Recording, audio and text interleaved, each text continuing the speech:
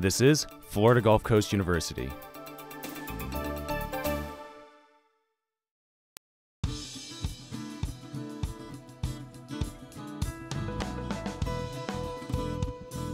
This is Alternative Methods of Printmaking with Andy Owen.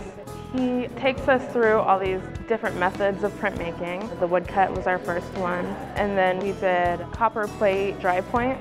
Now we're doing collagraph. Well, I really like the printmaking class because we have a lot of freedom once we learn basically all the techniques and about the media that we're using, as long as we can come up with a good concept, which is of course important for every artist to do. This was a woodcut, which is pretty much our first assignment. So basically we just carved out a block of wood and created a relief print from it, meaning we just picked up the surface when we rolled the ink on, not any of the stuff that we dug out. I went with sort of a nature theme. That's the title of the piece, Nature. I carved out a tree with actual animal silhouettes carved into it, and then a human figure standing separate from it. I'm Linda Barone, and these are my two monotypes. It's like if you're painting, but instead of painting it on, you're pulling it off. They're both called Unraveled. This one here, it's just unraveling, like maybe from stress.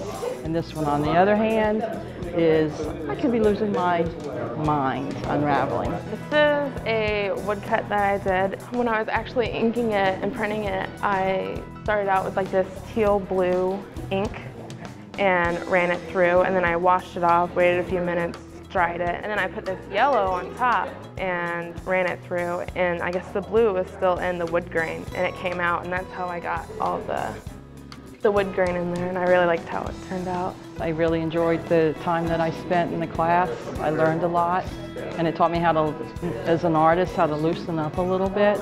It's a really great class. It's a lot of fun, and you will probably spend hours and hours in the studio.